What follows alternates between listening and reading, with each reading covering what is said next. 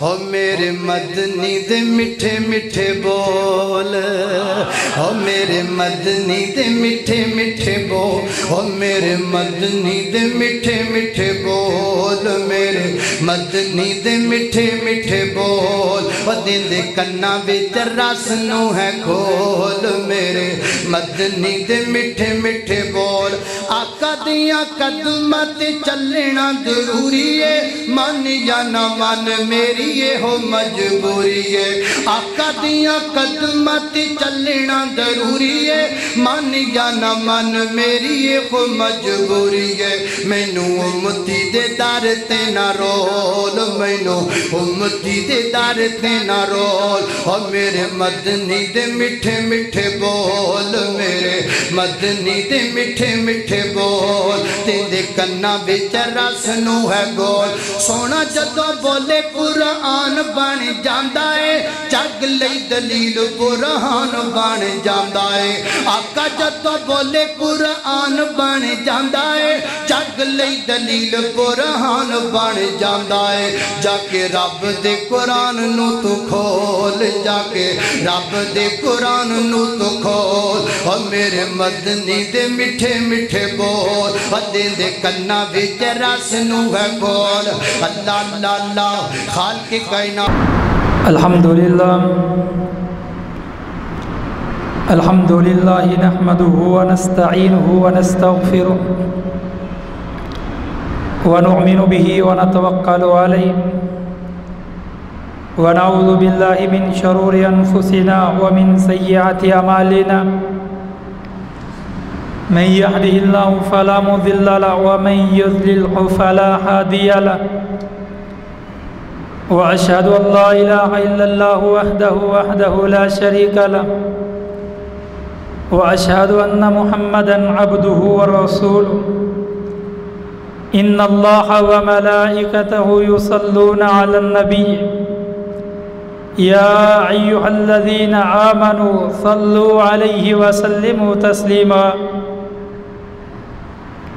اللهم صل على محمد وعلى آل محمد كما صليت على إبراهيم وعلى آل إبراهيم إنك حميد مجيد، اللهم بارك على محمد وعلى آل محمد كما باركت على إبراهيم وعلى آل إبراهيم إنك حميد مجيد، اللهم صل على محمد وعلى آله وأصحابه وأزواجه وذريته كما صليت على آل إبراهيم إنك حميد مجيد، اللهم بارك على محمد وعلى آله وأصحابه وأزواجه وذريته كما باركت على آل إبراهيم إنك حميد مجيد، أما بعد فإن خير الحديث كتاب الله، وخير الهدي هدي محمد صلى الله عليه وآله وسلم،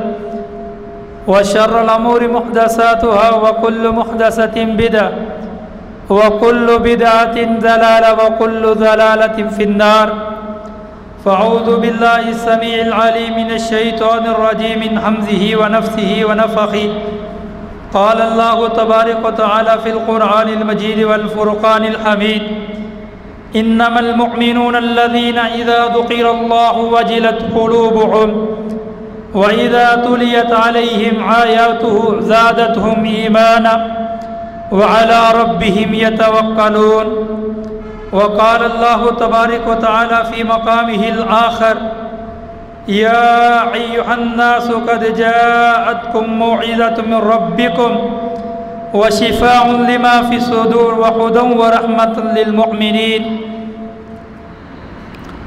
بلاتی ہے موجیں کہ دریا میں اترو،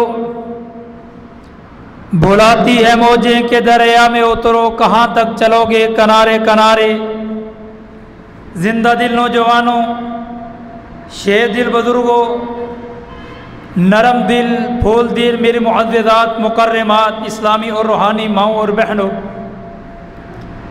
میں نے قرآن مجید فرقان حمید کے 2 مقامات کی تلاوت کرنے کا شرف حاصل کیا ہے، جن کے اندر اللہ رب العزت نے قرآن مجید فرقان حمید کے نزول کا اور اس کے مقصد کا تذکرہ فرما دیا۔ بابرکت ہے وہ ذات جس نے اس کتاب کو، بابرکت ہے وہ ذات جس نے اس فرقان کو، بابرکت ہے وہ ذات جس نے اس کلام کو آخری زمان پیغمبر جناب محمد الرسول اللہ صلی اللہ علیہ وآلہ وسلم کے قلب اطہر پہ نازل فرمایا۔ ہر قسم کی حمد و ثنا، کبریائی، بڑھائی اللہ وحدہ لا شریک کی ذات کے لیے ہے، جس خالق و مالک و رازق و ارض و سماوات والارض نے پیدا کیا۔ ان گنت بے حساب درود و سلام امام الانبیاء، خطیب الانبیاء، والی بطحا، صاحب کعبہ قوسین و ادنا، شفیع المذنبین، رحمت للعالمین، آمینہ کے لال، کل کائنات کے سردار، امامنا فی الدنیا، امامنا فی الآخرہ، امامنا فی الجنہ، جناب محمد الرسول اللہ صلی اللہ علیہ وآلہ وسلم کی ذات اقدس پر سامعین و حاضرین و حضرات، اللہ ربیت نے قرآن مجید فرقان حمید کو آخری زمان پیغمبر جناب محمد الرسول اللہ صلی اللہ علیہ وآلہ وسلم کے قلب اطہر پہ نازل فرمایا۔ یہ کتاب وہ کتاب ہے جو مشعل راہ بن کر کے، ہدایت کا سرچشمہ خیال بن کر کے، لوگوں کے لیے نور و ہدایت کا چشمہ بن کے، اور لوگوں کو گمراہیوں میں سے، اندھیروں میں سے نکال کر کے جنت کا راہی بنانے کے لیے اللہ رب العزت نے نازل فرمائی۔ قرآن وہ کتاب ہے جو لا ریب ہے، جس کے اندر کسی قسم کا شک اور شبہ نہیں۔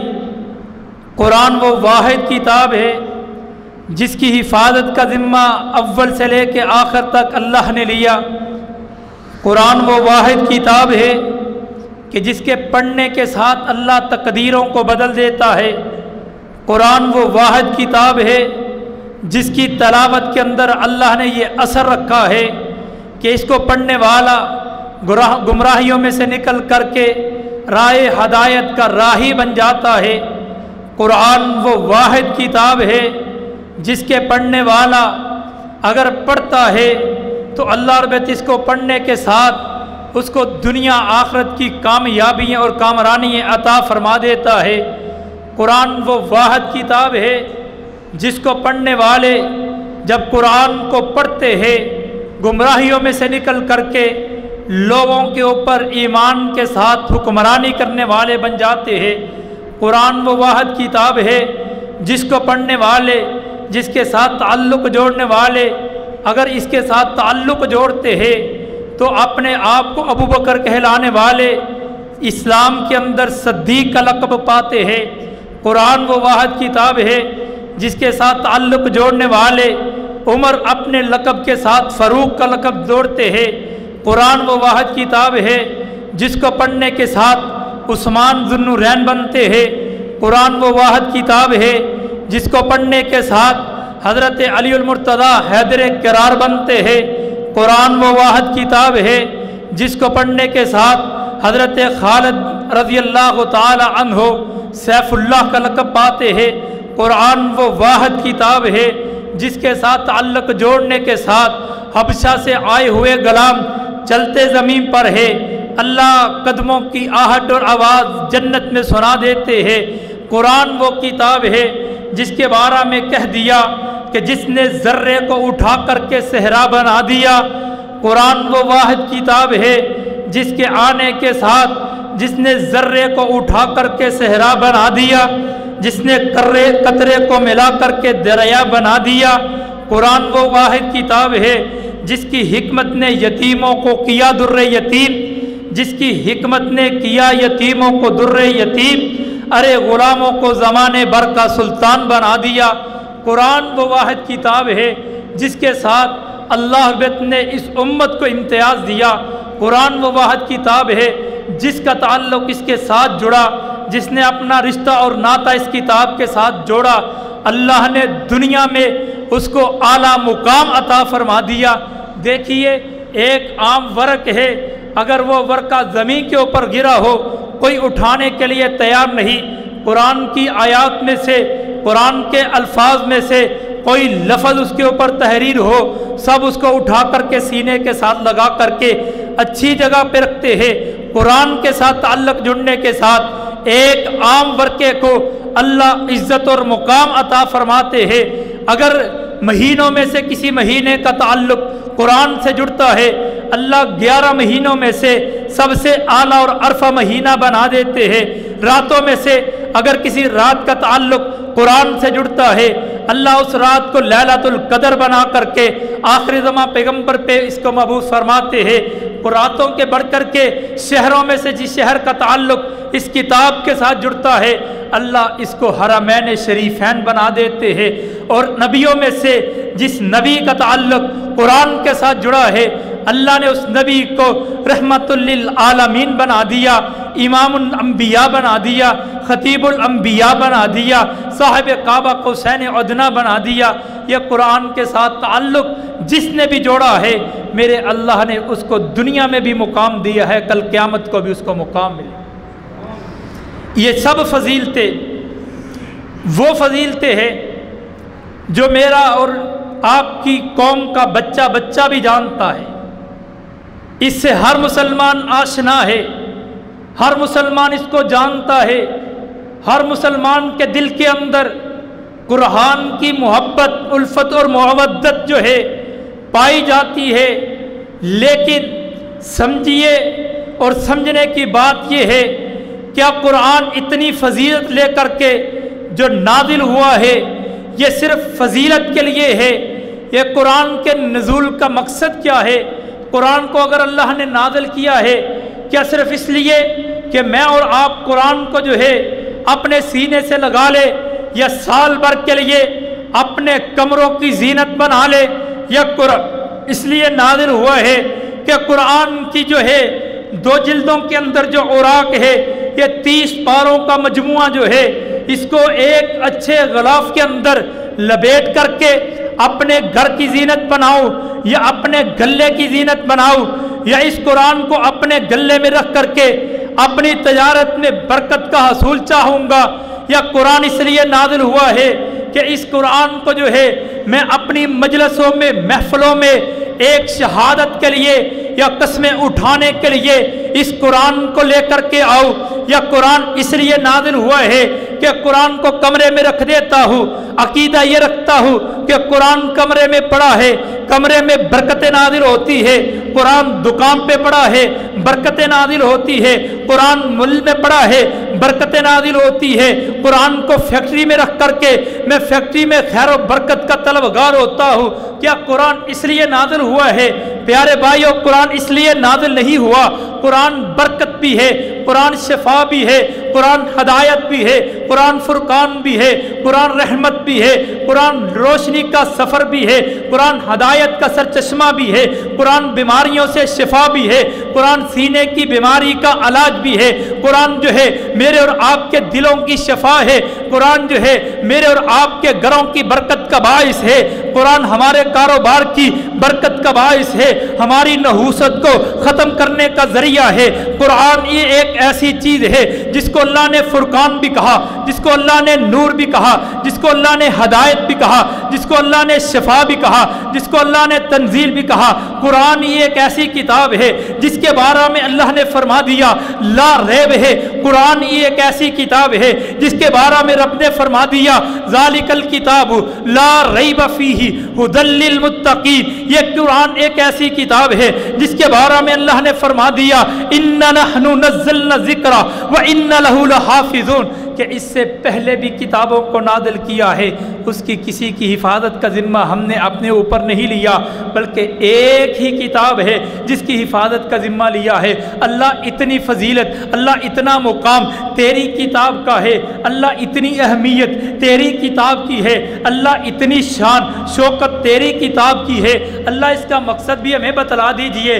ہمارے جو ہے نام نہاد مسلمان تو اس کو سمجھ بیٹھے ہیں کہ ہم نے قرآن کو صرف جو ہے زیب و زینت کے لیے بنا لیا، ہم نے قرآن کو گھروں میں برکت کے لیے بنا لیا۔ زیادہ کیا ہے، ہم نے قرآن کو اپنی بیٹی کو یا اپنی بہن کو رخصت کرنے کے لیے اس قرآن کو اچھے غلاف کے اندر اس کے سر کے اوپر رکھنا گوارا کر لیا کہ اس کے سائے میں ہم اپنی بیٹی کو رخصت کر دیتے ہیں۔ میری بیٹی جو ہوگی، میری بہن جو ہوگی، میری بہن اس قرآن کے سائے میں رخصت ہوتے ہوئے خیر و برکت کو سمیٹ لے گی۔ اللہ کیا ایسے بھی خیر و برکت مل سکتی ہے؟ کیا یہی خیر و برکت ہے؟ اللہ فرماتے ہیں نہیں، قرآن کے نزول کا ایک مقصد خیر و برکت جو ہے وہ اس طرح نہیں ہے، بلکہ خیر و برکت جو قرآن کے اندر ہے وہ قرآن کی تلاوت کے اندر ہے۔ قرآن کی تلاوت کرو گے اللہ خیر و برکت دے گا، قرآن کی تلاوت کرو گے اللہ ہدایت دے گا، قرآن کی تلاوت کرو گے اللہ شفا دے گا۔ اللہ نے قرآن کی تلاوت کے لیے میرے اور آپ کے اوپر قرآن کو نازل کیا ہے، اس نعمت کو نازل فرمایا ہے۔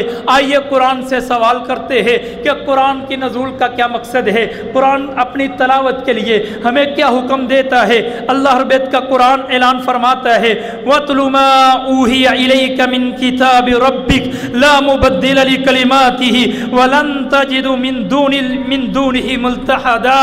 اللہ نے سورۃ کہف کے اندر اس بات کا اعلان فرما دیا، اے میرے پیارے محبوب پیغمبر، جو کتاب اللہ نے نازل کی ہے اس کی تلاوت کیجئے۔ یہی بس نہیں بلکہ دوسرا مقام بھی ہے، اللہ امر کے صیغے کے ساتھ پھر سے اعلان فرماتے ہیں اتلو ما اوحی الیک من الکتاب واقم الصلاۃ۔ اللہ نے دو چیزوں کا ایک جگہ پہ ذکر فرما دیا۔ اللہ فرماتے محبوب پیغمبر، اے میرے پیارے محبوب، آپ جو ہے آپ کی طرف آپ کے رب نے جس کتاب کو نازل کیا ہے، جس کلام کو نازل کیا ہے، جس نسخے کو نازل کیا ہے، جس فرقان کو نازل کیا ہے، آپ اس کی تلاوت کیجئے اور نماز کو ادا کیجئے۔ بات سمجھنے کی ہے، جو عربی جانتے ہیں تو وہ سمجھتے ہیں، جو نہیں جانتے سمجھ لیجئے۔ اللہ نے قرآن کے اندر جن چیزوں کا حکم دیا ہے، کبھی اقام الصلاۃ کہا ہے، کبھی ایتاء الزکاۃ کہا ہے، کبھی روزوں کے فرض کرنے کا حکم دیا ہے، کبھی اتم الحج والعمرہ کہا ہے کہ لوگوں حج عمرے کو پورا کیجئے۔ امر کے صیغے استعمال کیے ہیں۔ امر کہتے ہیں حکم دینے کو۔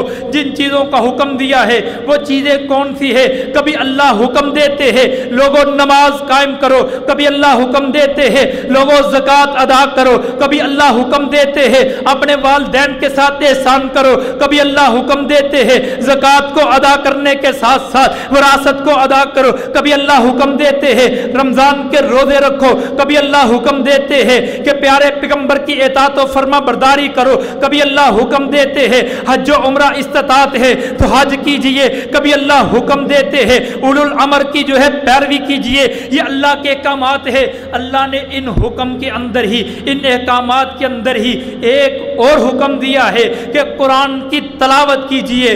آئیے اس سے سمجھ کے آتی ہے، جیسے اللہ نے حکم نماز کا دیا، نماز فرض ہے، ویسے اللہ نے حکم قرآن کی تلاوت کا دیا، قرآن کی تلاوت فرض ہے۔ جیسے اللہ نے حکم زکوٰۃ کا دیا، زکوٰۃ فرض ہے، ایسے قرآن کی تلاوت کا حکم دیا، قرآن کی تلاوت فرض ہے۔ اللہ نے حکم دیا والدین کے ساتھ احسان کرنے کا، جیسے والدین سے احسان کرنا لازمی اور ضروری ہے، ویسے قرآن کی تلاوت کا حکم دیا ہے کہ قرآن کی تلاوت جو ہے وہ بھی لازمی اور ضروری ہے۔ پیارے پیغمبر کی احادیث کو کھولتے ہیں، ذخیرہ احادیث میں سے تلاش کرتے ہیں اللہ کے نبی نے قرآن کی تعلیم کے بارے میں کیا کہا ہے، قرآن کی تلاوت کے بارے میں کیا کہا ہے۔ پیارے پیغمبر فرماتے ہیں اقرأ القرآن، اور لوگوں قرآن کی تلاوت کیجئے۔ پیارے پیغمبر کا حکم کیا ہے؟ پیارے پیغمبر جس چیز کا حکم دیتے ہیں وہ مسلمانوں کے اوپر فرض ہوتی ہے، وہ مسلمانوں کے اوپر واجب ہوتی ہے، وہ مسلمانوں کے لیے لازمی ہوتی ہے۔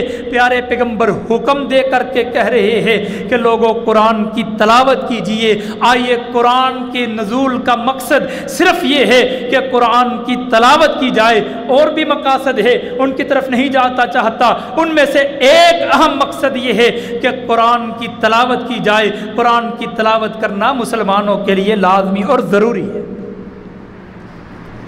صرف قرآن گھروں کی زینت کے لیے نہیں، صرف قرآن اپنے گلے میں رکھ کر کے برکت حاصل کرنے کے لیے نہیں، صرف قرآن بیماروں میں یا بیماریوں میں اپنے ورقوں کے اوپر لکھ کر کے گلوں میں لٹکانے کا نام نہیں، صرف قرآن بیٹی کے سر کے اوپر رکھ کر کے اس کو رخصت کرنے کا صرف نام نہیں، قرآن نام ہے اس کی تلاوت کرنے کا، قرآن نام ہے اس کو سمجھنے کا، قرآن نام ہے اس کے احکامات کو بورے کار لانے کا، قرآن نام ہے اس کے احکامات اپنی زندگی کے اندر لاگو کرنے کا، قرآن کے حکم کو ماننا، قرآن کے نہیں سے رک جانا، قرآن کے نزول کا یہی مقصد ہے۔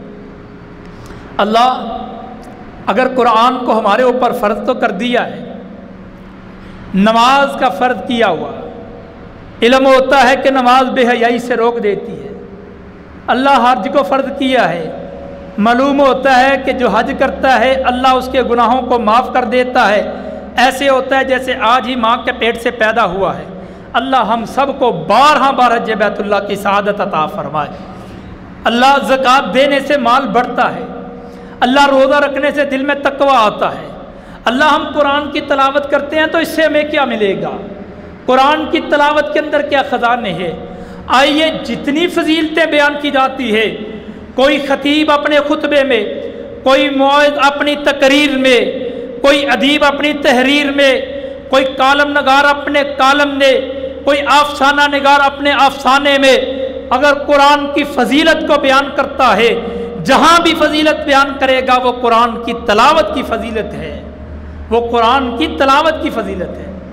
قرآن کے اوراق کو جو اللہ نے مقام دیا وہ تو مقام ہی مقام ہے، اس کی عزت میرے اور آپ کے سینوں میں موجود ہے، لیکن شفا چاہتے ہو تو قرآن کی تلاوت میں، برکت چاہتے ہو قرآن کی تلاوت میں، اجر چاہتے ہو قرآن کی تلاوت میں، خیر چاہتے ہو قرآن کی تلاوت میں، رزق چاہتے ہو قرآن کی تلاوت میں، گھروں میں سکون چاہتے ہو قرآن کی تلاوت میں، معاشرے میں امن چاہتے ہو قرآن کی تلاوت میں، کاروبار میں خیر و برکت چاہتے ہو قرآن کی تلاوت میں، اولاد کی فرما برداری چاہتے ہو قرآن کی تلاوت میں، اللہ سے مال و دولت چاہتے ہو قرآن کی تلاوت میں، اپنے دل کی بیماریوں کا علاج چاہتے ہو قرآن کی تلاوت میں، حسد بغض کینے کا علاج چاہتے ہو قرآن کی تلاوت میں، ڈپریشن کا علاج چاہتے ہو قرآن کی تلاوت میں، حتیٰ کہ زندگی میں سے کوئی بھی غم کا علاج چاہتے ہو قرآن کی تلاوت میں ہے، دلوں کو سکون اور اطمینان چاہتے ہو وہ قرآن کی تلاوت میں۔ جب تک انسان قرآن کی تلاوت کرتا رہتا ہے اللہ یہ ساری نعمتیں اس کو عطا فرماتے رہتے ہیں۔ آئیے پیارے پیغمبر علیہ الصلوۃ والسلام فرماتے ہیں کہ لوگوں جو قرآن کی تلاوت کرتا ہے میرا رب اس کے بارے میں اعلان فرماتا ہے اللہ اس کے سینے کی بیماریوں کو ختم فرما دیتے ہیں۔ آج میڈیکل کا دور ہے، دل کی بیماریوں کا علاج کسی جگہ پہ موجود نہیں۔ اس دل کی بیماری سے کیا مراد ہے؟ ہارٹ اٹیک مراد نہیں ہے، اس دل کی بیماری سے مراد یہ ہے کہ دل کی وہ بیماری ہے جو اعمال کو ختم کر دیتی ہے، جو نیکیوں کو برباد کر دیتی ہے۔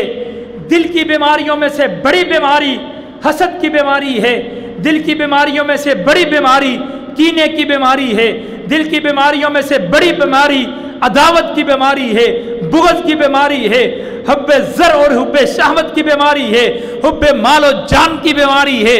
رب محمد کی قسم ہے ان بیماریوں کا علاج قرآن کی تلاوت کے علاوہ کسی جگہ پہ موجود نہیں۔ اس کے علاوہ روحانی بیماریوں کے علاوہ جسمانی بیماریوں کا علاج بھی اللہ نے قرآن میں رکھا ہے۔ سیدہ کائنات سیدہ حبیبہ حبیب مصطفیٰ صلی اللہ علیہ وآلہ وسلم صدیقہ بنت صدیق سیدہ عائشہ رضی اللہ تعالی عنہا فرماتی ہے پیارے پیغمبر جب بھی اپنی طبیعت کے اندر کبھی کسی کمزوری کو محسوس کرتے، کسی تکلیف کو محسوس کرتے، میرے نبی معوذ ذات کو پڑھ کے دم کر لیا کرتے، میرے اللہ اس کو شفا عطا فرماتے۔ قرآن کی تلاوت کرنے کے ساتھ اللہ شفا عطا فرما دیتے۔ یہی بس نہیں بلکہ رسول اللہ صلی اللہ علیہ وسلم نے فرما دیا جو بندہ قرآن کی تلاوت کرتا ہے اللہ اس کے گھر میں برکتوں کو نازل فرما دیتے ہیں، اور جو بندہ رب کے قرآن کی تلاوت نہیں کرتا اللہ اس کے گھر سے خیر و برکت کو ختم فرما دیتے۔ جائے قرآن کے 20 نسخے اپنے الماری کی زینت بنائے رکھو، اگر قرآن کی تلاوت نہیں ہے اللہ کی قسم اور اللہ کی رحمت کبھی نازل نہیں ہوتی۔ جب تک قرآن کی تلاوت گھر میں ہوگی اللہ کی برکت اور رحمت نازل ہوتی رہے گی۔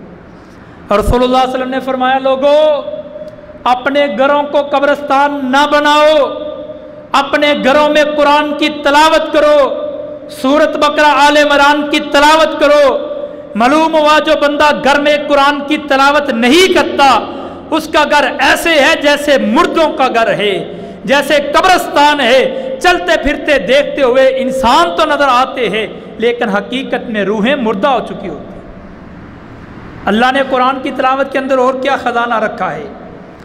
سیدنا علی المرتضیٰ رضی اللہ تعالیٰ عنہ فرماتے ہیں اہل اللہ اہل القرآن خاصہ، لوگوں جو اللہ کے خاص بندے ہیں وہ قرآن کی تلاوت کرنے والے اللہ کے خاص بندے۔ سیدنا انس رضی اللہ تعالیٰ عنہ فرماتے ہیں کہ اللہ کے نبی علیہ الصلوۃ والسلام سے سیدنا انس رضی اللہ تعالیٰ عنہ نے ایک دن اپنے ساتھیوں سے بیان کیا، کہا لوگو ان للہ تعالی اہلین من الناس، لوگوں میں سے کچھ اللہ کے خاص بندے بھی ہیں۔ صحابہ نے کہا وہ کون سے بندے جو اللہ کے خاص بندے ہیں؟ ہم میں سے خاص بندے اللہ کے کون سے ہیں؟ کہا اہل اللہ اہل القرآن خاصہ، جو خاص طور پہ اللہ کے قرآن کی تلاوت کرتے ہیں وہ اللہ کے خاص بندے۔ کبھی رسول اللہ صلی اللہ علیہ وسلم نے یوں بھی فرما دیا کہ لوگو تم میں سے کسی کا دل چاہتا ہے کہ اللہ سے ہم کلام ہو، اے یحب احدکم، کیا تم میں سے کوئی پسند کرتا ہے اے یحدث ربہ، کہ وہ اپنے رب سے ہم کلام ہو؟ صحابہ نے کہا اللہ کے نبی ہم تو چاہتے ہیں اپنے رب سے ہم کلام ہو، لیکن اللہ سے ہم کلام کیسے ہو؟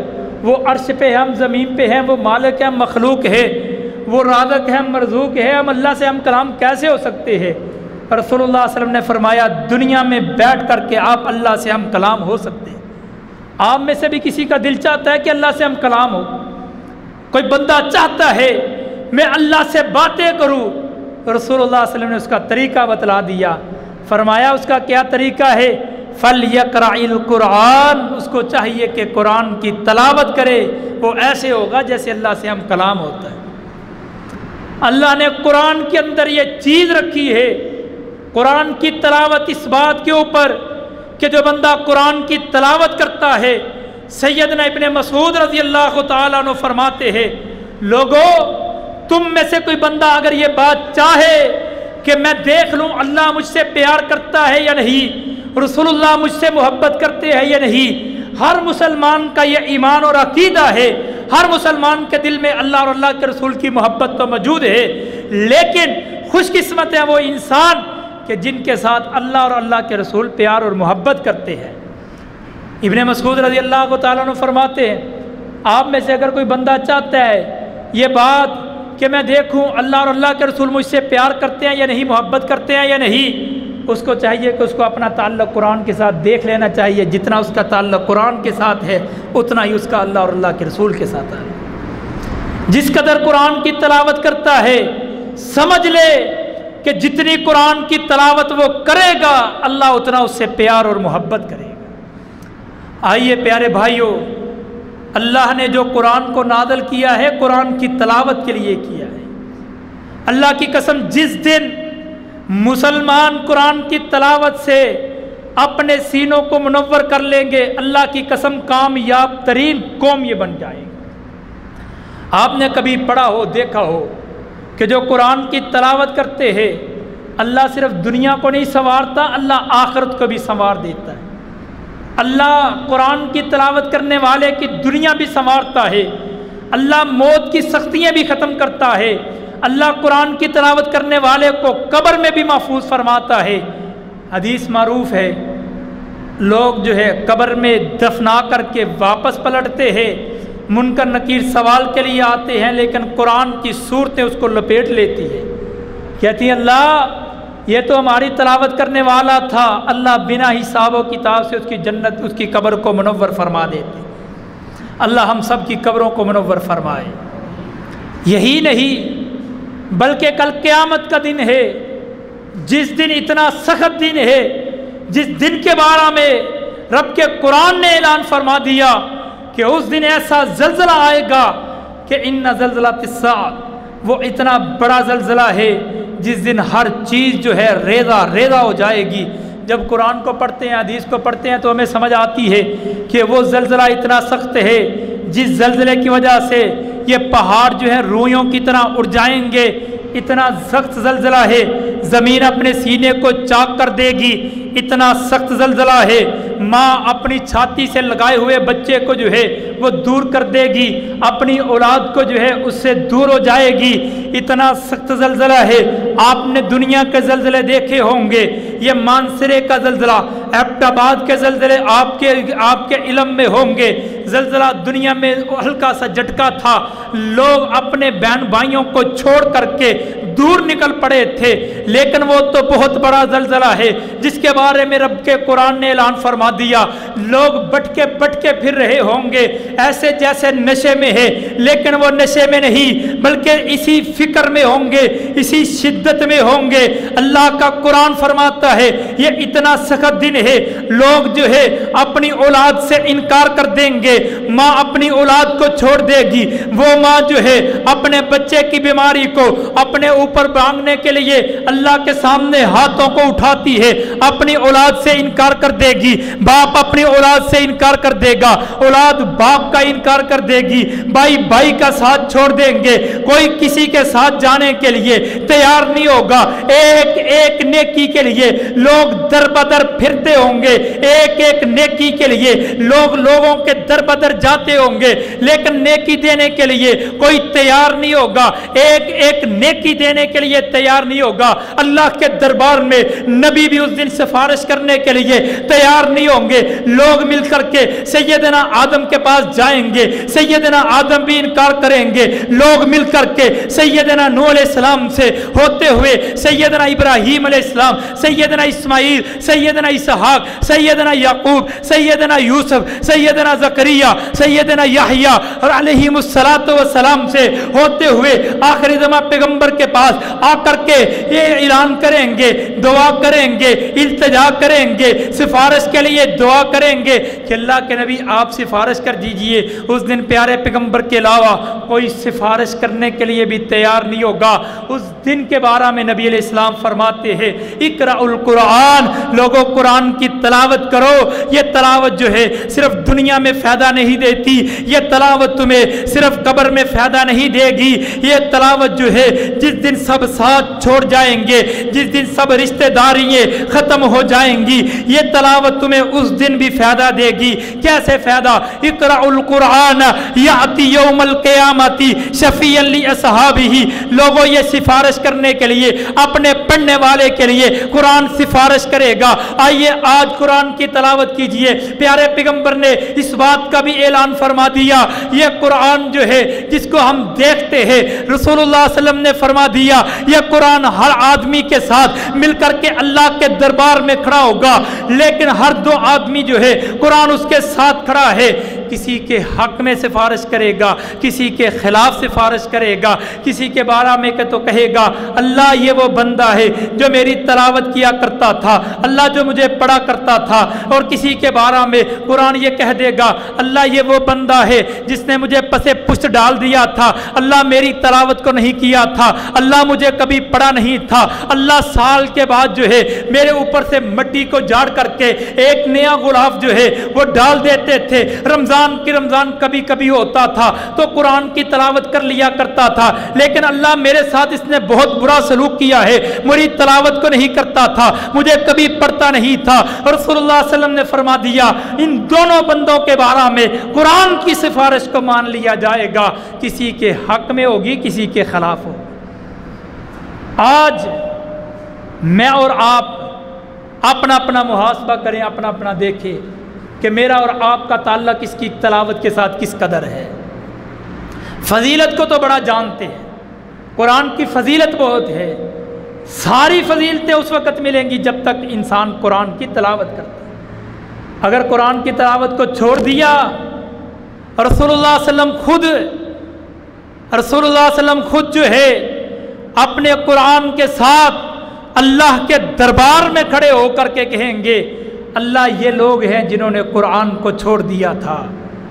ان ھذا قوم اتخذوا کے الفاظ بھی موجود ہیں کہ اللہ رب کے نبی علیہ السلام فرمائیں گے اللہ یہ میری وہ قوم ہے جنہوں نے اس قرآن سے اعراض کیا تھا، اگر آج میں اس کی جو ہے حفاظت کرتا رہوں، سینے سے لگاتا رہوں، اس کو چومتا رہوں، اس کے لیے جو ہے اپنی بیٹی کے سر کے اوپر رکھ کر کے اس کو الوداع کرتا رہوں، یہ صرف قرآن کی عزت نہیں ہے بلکہ یہ قرآن کی اہانت ہے، کیونکہ ہم نے قرآن کو جس مقصد کے لیے آیا اس کو پورا ہی نہیں کیا۔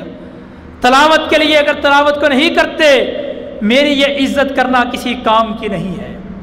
آئیے اللہ نے قرآن کے اندر وہ خزانے رکھے ہیں، اللہ کی قسم اگر قرآن کی تلاوت کے اندر انسان کو لذت محسوس ہو، دنیا کی کوئی ایسی چیز نہیں ہے جو انسان کو لذت دے سکے۔ کبھی دیکھا ہوا آپ نے، یہ قرآن کے اندر اللہ نے یہ ایجاد رکھا ہے، پڑھنا تو دور کی بات ہے، پڑھنے سے جو طاقت اور جسم میں آتی ہے، اللہ سننے سے بھی رحمت نازل فرماتے ہیں، اللہ سننے کے ساتھ بھی تقدیروں کو بدل دیتے ہیں۔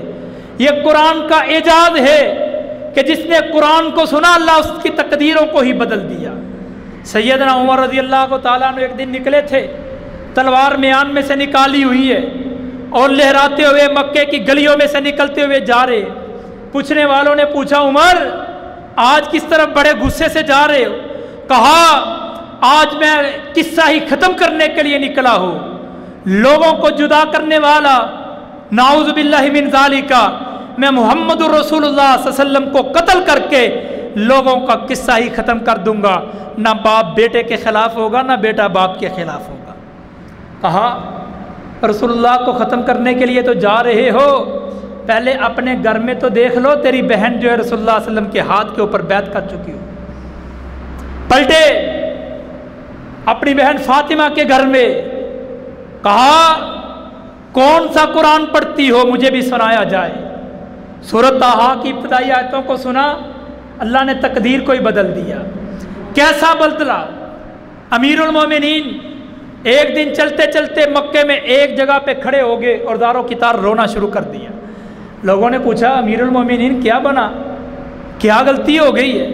کہا نہیں، یہ وہ میدان ہے جہاں سے مجھے اپنے بابا کی بات یاد آئی ہے، جہاں پہ میں اونٹ چرانے کے لیے باپ کے ساتھ آتا تھا تو میرے بابا مجھے کہتے تھے عمر تجھے تو اونٹ چرانے بھی نہیں آتے تو دنیا میں کیا کرے گا۔ آج اللہ نے قرآن کے ساتھ تعلق کو جوڑا، 22.5 لاکھ مربع میل کا حکمران بنا دیا۔ یہی قرآن ہے، جنہوں نے قرآن کی تلاوت کو کیا، قرآن کے معنی اور مفہوم کو سمجھا، اللہ نے اس انداز سے قرآن کو ان کے سینوں میں ڈال دیا۔ آپ نے وہ بھی واقعہ تو سنا ہی ہوگا، اشارتاً کرتے ہوئے اپنی بات کو اختتام کی طرف لے کر چلتا ہوں۔ اللہ نے قرآن کے اندر یہ اثر رکھا ہے، جو قرآن کو سمجھے وہ بھی، جو نہیں سمجھتا اس کے لیے بھی اللہ اس کے دل کو تازگی دیتے ہیں، اللہ اس کے دل کو روح دیتے ہیں۔ دیکھیے امام صاحب مصلی پہ کھڑے ہوئے قرآن کی تلاوت کرتے ہیں، اکثریت جو ہے پیچھے قرآن کو سمجھنے والے نہیں، لیکن قرآن کا اثر ایسا ہوتا ہے دل کو نور بخشتا ہے، دل کو طاقت ملتی ہے، دل کے اندر سرور آتا ہے۔ ایسے ہی مسلمان مکے سے ستائے ہوئے ہجرت کر کے حبشہ کی طرف چلے گئے۔ جب مکے کے کافروں کو علم ہوا، مشرکوں کو علم ہوا کہ مسلمان حبشہ میں بڑی ہنسی خوشی زندگی گزارتے ہیں، اپنے لشکر کو تیار کیا، وفد کو تیار کیا، بھیج دیا، کہا نجاشی کے پاس جا کر کے اس کو جو ہے بتاتے ہیں یہ صحابی اور بے دین لوگ ہیں، یہ ہمارے دین سے بھی پھرے ہوئے، آپ کے دین سے بھی پھرے ہوئے، وہ حبشہ سے بھی نکال دے گا، یہ بے یار و مددگار ہوں گے، پھر پلٹ کر مکہ میں آئیں گے، ہم پھر ظلم و ستم کریں گے۔ یہ گروہ جب نجاشی کے پاس پہنچا، کہا تیرے ملک میں ہمارے بھاگے ہوئے نوجوان آئے ہیں اور وہ فتنہ پھیلاتے ہیں دنیا کے اندر، وہ ہمارے دین کو نہیں مانتے، باپ دادا کے دین کا انکار کرتے ہیں، آپ ان کو اپنے ملک سے بے بدر کر دیجئے، بے دخل کر دیجئے، ملک بدر کر دے، ملک سے نکال دے۔ نجاشی سمجھدار تھا، کہا میں اس وقت تک ملک سے نہیں نکال سکتا جب تک کہ میں ان کی باتوں کو نہ سنوں۔ بلایا گیا، کہا آپ بے دین ہیں، کہا ہم تو اس رسول کا کلمہ پڑھنے والے ہیں جس رسول کو اللہ نے مبعوث کیا ہے۔ کہا کیا؟ کہا وہی رسول جو عیسیٰ علیہ السلام لے کر کے دین آئے تھے، ویسا ہی دین محمد رسول اللہ لے کر کے آئے۔ کہا کہ ان کا بھی دین ہے، رہنے کی اجازت دیجیے۔ بڑے پریشان ہوئے، کہا کل پھر چلیں گے۔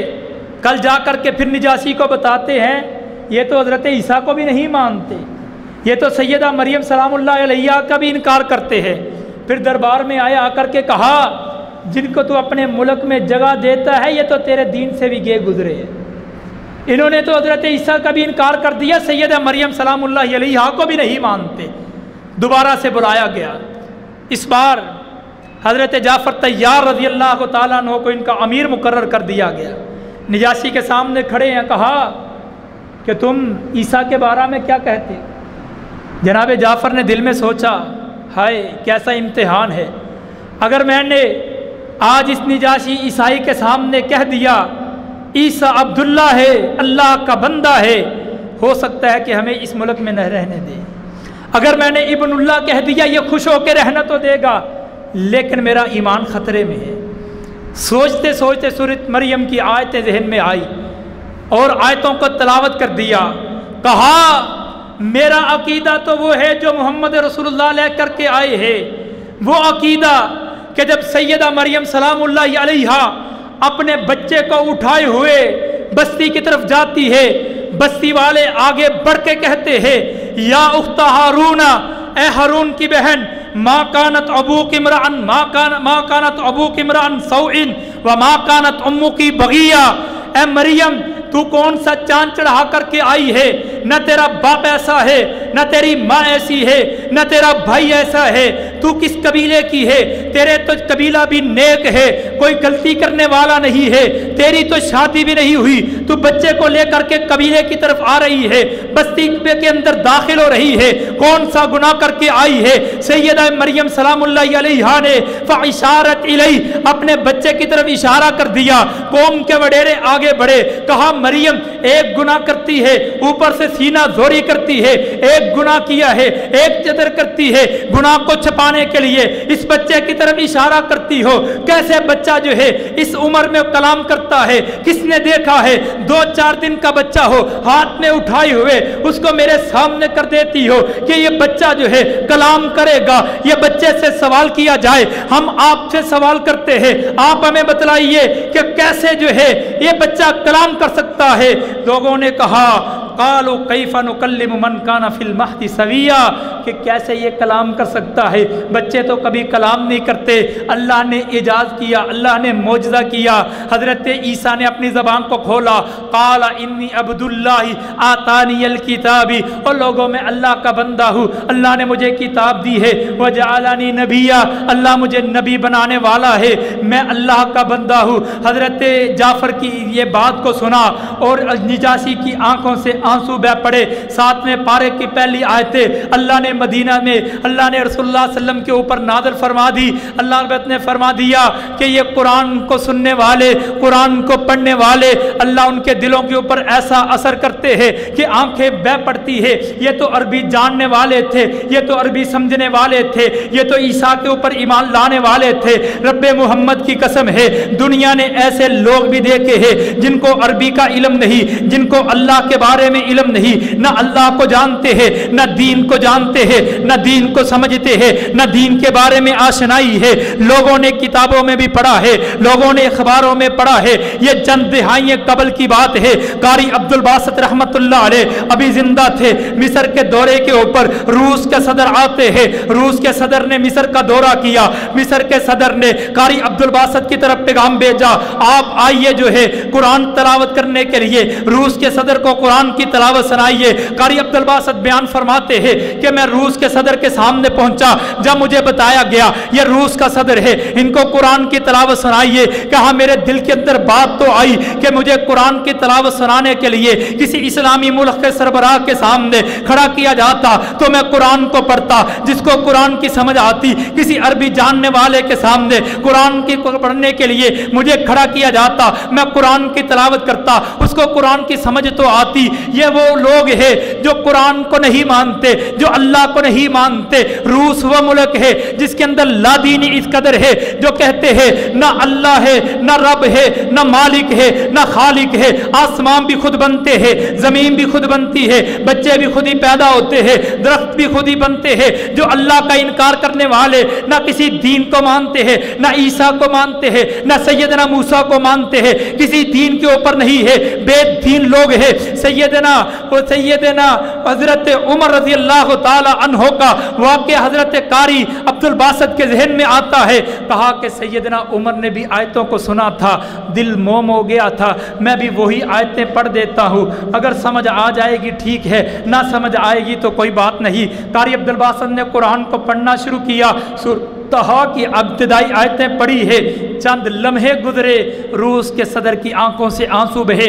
سوال کرنے والوں نے پوچھا آپ تو قرآن کو سمجھتے نہیں، آپ تو قرآن کو پڑھتے نہیں، آپ کو تو قرآن کا علم ہی نہیں، آپ تو عربی بھی نہیں جانتے، آپ کی آنکھوں سے آنسو کیسے؟ میں اس بات کو نہیں جانتا، مجھے اس بات کا علم نہیں کہ یہ کیا کلام ہے، یہ کہتا کیا ہے، یہ کس کا کلام ہے، لیکن سننے کے ساتھ دل کے اوپر ایک ایسا اثر ہوا، بے ساختہ آنکھوں سے آنسو بہہ پڑے۔ یہ کب ہوتا ہے؟ جب قرآن کی تلاوت کی جاتی ہے۔ اللہ نے قرآن کی تلاوت کے اندر یہ سارے خزانے رکھے ہیں۔ آئیے پیارے بھائیوں، قرآن کی تلاوت کے ساتھ اپنے تعلق کو جوڑ لیجئے، استوار کر لیجئے۔ پیارے پیغمبر علیہ الصلوۃ والسلام نے فرمایا، لوگوں آپ میں سے جو بندہ قرآن کی 10 آیتیں تلاوت کر لیتا ہے اللہ کے ہاں غافلین میں شمار نہیں ہوتا۔ لیکن حدیث کا مطلب کیا؟ جو 10 آیتیں بھی قرآن کی تلاوت نہیں کر سکتا وہ بدبخت اللہ کے ہاں غافلین میں شمار ہوتا ہے۔ جو اللہ کے ہاں غافلین میں شمار ہو گیا، پھر رحمتیں کیسی، پھر برکتیں کیسی، پھر امن کیسا، پھر کاروبار میں برکت کیسی، پھر تنخواہ میں برکت کیسی، پھر مہنگائی کے بھی عذاب ہمیں ہی لگیں گے۔ اگر رب کے قرآن کی تلاوت کریں گے اللہ پھر برکتوں کو نازل فرمائے گا۔ آئیے پیارے بھائیوں، قرآن کی تلاوت کیجئے۔ اللہ سے دعا ہے اللہ صحیح معنوں میں ہمیں اپنا تعلق قرآن کے ساتھ استوار کرنے کی توفیق عطا فرمائے۔ وآخر دعوانا الحمدللہ رب العالمین۔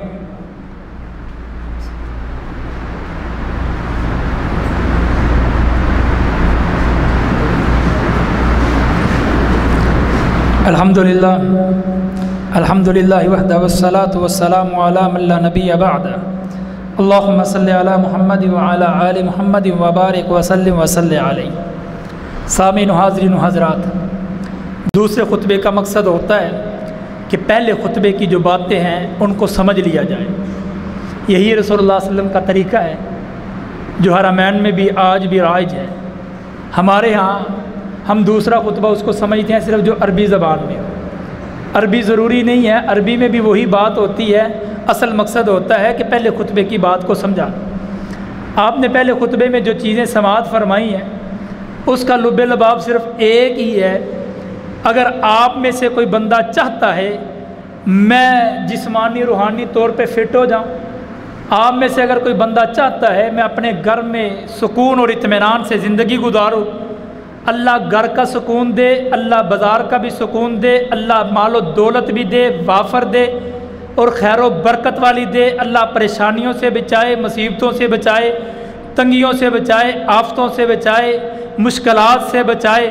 اگر انسان چاہتا ہے دل کی بیماریوں کا، جسم کی بیماریوں کا، تمام چیزوں کا جو ہے علاج چاہتا ہے، جنات سے علاج چاہتا ہے اور ایسے ہی بری چیزوں سے علاج چاہتا ہے، یہ تمام چیزیں اگر کوئی بندہ چاہتا ہے اس کا صرف ایک حل ہے کہ قرآن کی تلاوت کو معمول بنا۔ جس بندے نے قرآن کی تلاوت کا معمول بنا لیا اللہ نے اس کی زندگی کو آسان فرما دیا۔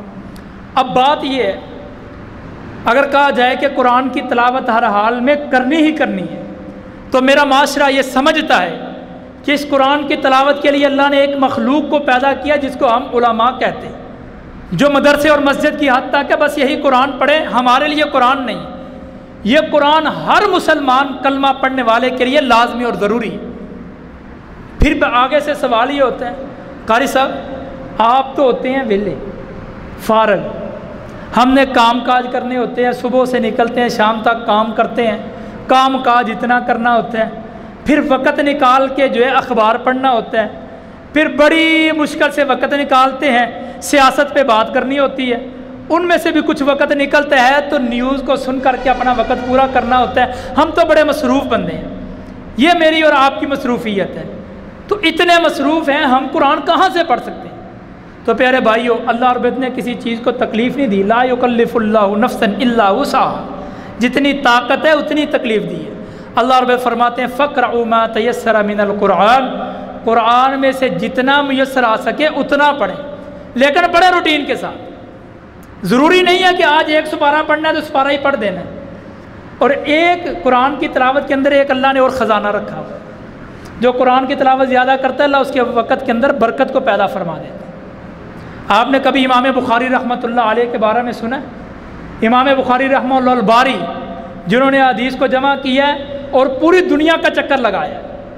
ہم تو اتنے مصروف ہیں کہ ایک یا دو ملکوں کا چکر لگایا ہوگا یا بہت زیادہ بھی ہوگا، پنجاب سے باہر نہیں گئے ہوں گے، اتنے کے مصروف ہیں۔ امام بخاری رحمۃ اللہ علیہ پوری دنیا کا چکر لگانے والے، اور پھر حدیث کو تحریر فرمایا، 7 لاکھ حدیثوں میں سے 4000 چند سو حدیث کو جمع کیا، اور 4000 حدیثیں ویسے ہی جمع نہیں کر دی، ہر حدیث کے لکھنے کے لیے مسجد نبوی میں پہنچ کر کے روضۃ من ریاض الجنہ میں بیٹھ کر کے ہر حدیث کے لکھنے سے پہلے ایک مرتبہ غسل کیا، 2 رکعتوں کو پڑھا، استخارہ کیا، پھر اللہ کے سامنے دعا کی، پھر حدیث کو لکھا۔ اتنا کام کرنے والے، لیکن جب رمضان آتا ہے ان کا معمول کیا ہے؟ سب حدیث کے سبق چھوڑ دیتے تھے، سب چیزیں ختم، صرف قرآن کی تلاوت کرتے تھے۔ کسی نے پوچھا کتنی قرآن کی تلاوت کرتے تھے؟ کہتے تقریباً 41 مرتبہ قرآن کو پڑھ لیا کرتے تھے۔ امام ابو حنیفہ رحمۃ اللہ علیہ، امام شافعی رحمۃ اللہ علیہ بہت بڑے امام ہے، حلقہ درس اتنا وسیع ہے، لوگ پوری دنیا سے جو کہ حضرت امامین کے پاس آ کر کے حدیث کا سبق یا فقہ کا سبق لیتے ہیں۔ رمضان آتا ہے تو کیا کرتے ہیں؟ کہتے ہیں سب درس بند ہو جاتے ہیں، سب حلقے بند ہو جاتے ہیں، تو کیا کرتے ہیں رمضان میں؟ کہتے ہیں صرف قرآن کی تلاوت کرتے ہیں، تقریباً 60 مرتبہ قرآن رمضان میں پڑھ لیتے ہیں۔ پھر بندے کے ذہن کے اندر اشکال پیدا ہوتا ہے کہ اتنے قرآن کیسے پڑھے جا سکتے، ایک دن میں 2 قرآن۔ تو پیارے بھائیوں، جب قرآن کے ساتھ تعلق جڑ جاتا ہے نا، قرآن کے ساتھ تعلق استوار ہو جاتا ہے، پھر قرآن ایسے ادا ہوتا ہے جیسے عام آدمی سے سورۃ اخلاص ادا ہوتا ہے۔ سورۃ اخلاص سے اندازہ لگا لیں، جو بندہ کثرت سے پڑھتا رہتا ہے نا وہ ویسی ادا ہوتی ہے۔ ایسے قرآن کو پڑھنے والے ایک ایک رکعت کے اندر، حضرت عثمان رحمۃ اللہ علیہ کے بارے میں ہے کہ ایک وتر کے اندر پورا قرآن کو پڑھ لیا کرتے تھے۔ پیارے بھائیوں، امام شافعی سے کسی نے سوال کیا کہ میں حدیث کو یاد کرتا ہوں تو بھول جاتی ہے، کہا قرآن کو پڑھا کرو۔ پھر ایک شاگرد آئے، کہا کہ میرا جو وقت ہے نا وہ ٹائم پورا نہیں ہوتا، مینجمنٹ میں پوری نہیں کر پاتا، حدیث کے لیے وقت یا کام کاج کے لیے نکلنا میرے وقت کے اندر برکت نہیں ہے۔ کہا اگر وقت میں برکت چاہتے ہو تو قرآن کی تلاوت کیا کرو، جتنی قرآن کی تلاوت زیادہ کرو گے اللہ اتنے وقت کے اندر برکت کو عطا فرمائے، جتنی قرآن کی تلاوت زیادہ کریں گے اتنا وقت اللہ تمہاری برکت عطا فرمائے۔ آپ 1 گھنٹہ وقت قرآن کے لیے لگا لیں تو باقی 23 گھنٹے جو ہے 36 گھنٹوں سے زیادہ اللہ برکت عطا فرمائے۔ اللہ والوں کے وقت کے اندر برکت ہے۔ امام ابن قیم رحمۃ اللہ علیہ فجر کی نماز پڑھ کے بیٹھتے ہیں، سورج کے زوال تک 12 بجے تک کے لیے اپنے مصلی پہ بیٹھے ہو، اللہ کا ذکر کرتے رہتے ہیں، قرآن کی تلاوت کرتے رہتے ہیں۔ پھر اللہ نے کتنی برکتیں نازل فرمائی، اتنی کتابیں تحریر فرمائی ہیں، آج کا نوجوان وہ ساری کتابیں پڑھ نہیں سکتا جتنی انہوں نے اپنی زندگی میں تحریر فرمائی، ہر موضوع کے اوپر ان کی کتاب موجود ہے۔ تو پیارے بھائیوں، بتانے کا صرف ایک ہی مقصد ہے، قرآن سے تعلق کو استوار کر لیں۔ یہ مہینہ ہر خطیب، ہر واعظ اپنی تقریر میں، اپنے خطبے میں قرآن کی فضیلت کو بیان کرتا ہے، وہ فضیلت تلاوت قرآن کے اندر ہے۔ اگر تلاوت نہیں ہے تو اس کی فضیلت نہیں ہے، یہ مقام نہیں ہے، شفا نہیں ہے، برکت نہیں ہے، سکون نہیں ہے، اطمینان نہیں ہے، خیر نہیں ہے، خزانے نہیں ہے، نیکیاں نہیں ہیں، سب چیزیں صرف قرآن کی برکت کے اندر۔ تو آج پھر وہ راتیں شروع ہونے والی ہے جو راتیں رسول اللہ صلی اللہ علیہ وسلم جو ہے جاگ کر کے گزارا کرتے تھے۔ ان راتوں کو اپنا ایک معمول بنائیں۔ مثال کے طور پر ہمارے مدینہ کے استاد ہیں ڈاکٹر عبد المحسن القاسم، مسجد نبوی کے خطیب بھی ہیں، امام بھی ہیں، کہا کرتے ہیں کہ اگر جو ہے آپ لیلۃ القدر کو پانا چاہتے ہیں نا، ایک بڑا آسان نسخہ ہے اس کا، آپ 10 راتوں کا ایک معمول بنا لیں، آج کی رات سے لے کے چاند رات تک کے لیے 10 راتوں کا میں نے 2 رکعتیں پڑھنی ہیں، 1 سپارہ قرآن کا پڑھنا ہے، جتنی اللہ نے توفیق دی ہے 10 20 40 50 100 1000 2000 روپے اللہ کے راستے میں خرچ کرنا ہے، کسی کے لیے نیکی کا کام کرنا ہے، اعتماد داری کرنی ہے، بس یہ کام کرنے ہیں اتنے سے۔ اس کا فائدہ کیا ہوگا؟ کہتے ہیں ان 10 راتوں میں سے ایک رات تو لیلۃ القدر کی رات ہے نا، اس ایک رات کا یہ فائدہ ہے کہ آپ نے 10 راتیں 2 رکعتیں پڑھی ہیں، ان میں سے ایک رات لیلۃ القدر کی تھی، وہ 83 سال کی عبادت کا ثواب مل گیا۔ آپ نے ہر روز جو اللہ کے راستے میں صدقہ کیا 100 روپیہ، لیکن ان 10 راتوں میں سے ایک رات لیلۃ القدر کی تھی، وہ 100 روپیہ ایک رات خرچ کرنے کا نہیں بلکہ 83 سال خرچ کرنے کا اجر اللہ نے عطا فرمایا۔ ایک رات، ہر رات جو ہے ایک ایک سپارہ پڑھ رہے ہیں، ان میں سے ایک رات لیلۃ القدر کی ہے، آپ نے صرف ایک رات تلاوت نہیں کی بلکہ 10,000 مہینے جو ہے وہ اللہ کے قرآن کی تلاوت کی۔ یہ آسان طریقہ ہے۔ پیارے بھائیو، وقت کی قدر کرے اور اس مہینے کی قدر کریں، بڑی عزت والا، بڑے مقام والا مہینہ ہے، وقت بہت زیادہ ہو رہا ہے، اس لیے اپنی بات کو اسی کے اوپر اکتفا کرتا ہوں۔ اللہ سے دعا کریں اللہ صحیح معنوں میں اپنا تعلق قرآن کے ساتھ جوڑنے کی توفیق عطا فرمائے۔ اللہ قرآن سے محبت، قرآن سے مودت، الفت اور مودت اور محبت کرنے کی توفیق عطا فرمائے۔ اللہ قرآن کی تلاوت کے ذریعے اپنے مسائل کا حل کرنے کی توفیق عطا فرمائے۔ اما بعد فإن خیر الحدیث کتاب اللہ وخیر الحدی حدی محمد صلی اللہ علیہ وآلہ وسلم وشر الامور محدثاتها وكل محدثۃ بدعة وكل بدعة ضلالة وكل ضلالة في النار۔ فاعوذ باللہ السمیع العلیم من الشیطان الرجیم من حمزه ونفثه ونفخه۔ قال اللہ تبارک وتعالى في القرآن المجید والفرقان الحمید۔ الف لام میم ذلك الكتاب لا ریب فیہ ھدی للمتقین۔ وقال النبی صلی اللہ علیہ وسلم اقرأوا القرآن یأتی یوم القیامة شفیعا لأصحابہ۔ سبحان ربک رب العزة عما یصفون وسلام علی المرسلین والحمد للہ رب العالمین۔